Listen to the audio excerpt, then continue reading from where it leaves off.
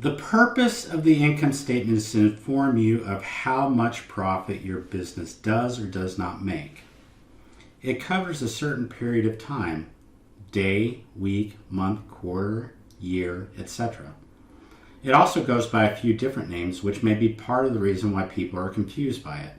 It is most commonly known as the P&L, profit and loss statement. However, let's break down those words. Profit and loss statement. Profit is what you have when your business earns more money than it spends. Profit is a good thing in business. Loss is what you have when your business spends more money than it earns. Loss is a bad thing in business. The two main sections of the income statement are income and expenses. In the income section, we list our different income sources. In the expenses section, we list all our expenses. At the end of the period, we tally up all of our income and all of our expenses. To calculate our profit or lack of profit, also known as loss, we subtract our total expenses from our total income.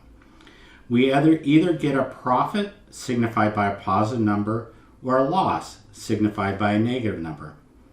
Profit and loss are two different results. Either you have a profit or you have a loss. You don't have both at the same time. While the income statement can be a useful document, it is incomplete. What you need most is a document that shows you how much money you bring into your business and how much money leaves your business.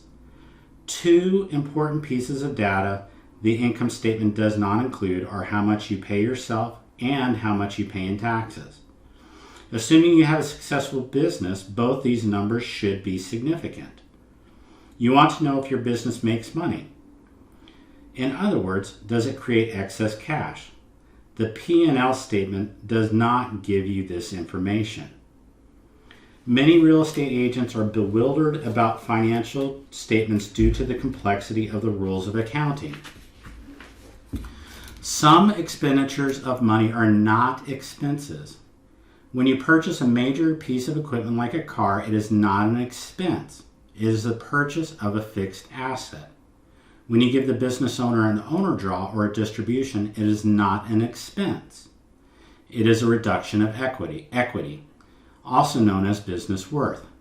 Are you confused yet? Wait, I'm just getting started. When you make a payment on a loan, only the interest portion of the payment is an expense. The principal payment of the loan is a reduction of the loan, which is either a short-term liability, a liability that will be paid off in less than 12 months, or a long-term liability, a liability that will be paid off in more than 12 months. In traditional accounting, you need to look at 3 financial documents to get a complete picture of your business. Then you have to cherry pick information from each document to garner the information you need to make solid business decisions. Most business owners are already strapped for time and mind share. You don't need to conform to financial statements that will never serve you. The financial statements need to conform to you. What you need is a simple way to understand your finances, a way that makes sense to you. I'm mad as hell, and I'm not going to take it anymore. It frustrates me that people give their lives to build successful businesses. Business owners are problem solvers. They improve their communities. They are providers. They are the economic engines of their communities. Yet too many of them fail because they use a systemically broken financial model. Traditional accounting is one of the biggest reasons why people are challenged by the financial side of their businesses. It is not intuitive. It is too convoluted to be of any use to them. I'm sick and tired of it, so I'm doing something now to change the way we understand and use our financial data. The current system for creating accurate financial documents is not designed for business owners. It's designed for investors in publicly traded companies. The rules and regulations in generally accepted accounting principles, also known as GAAP, are a gargantuan mess too complicated for most people.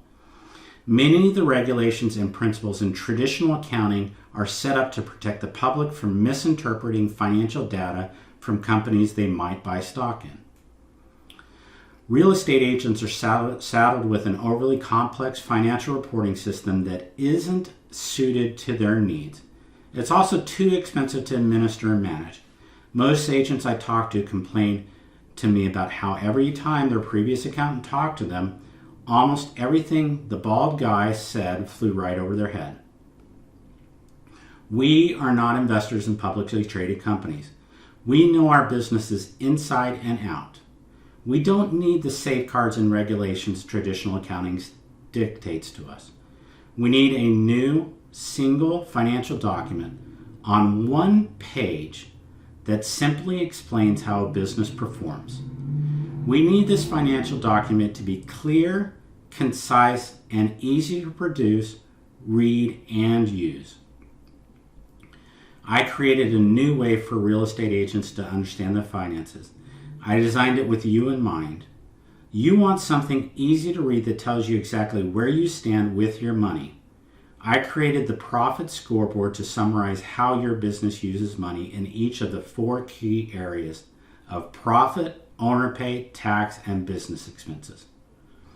The Profit Scoreboard answers the number one question every real estate agent asks. Do I bring in enough money to pay myself and my expenses? It also factors in the 2 missing pieces most people don't see when they look at traditional P&L statement, owner pay and tax.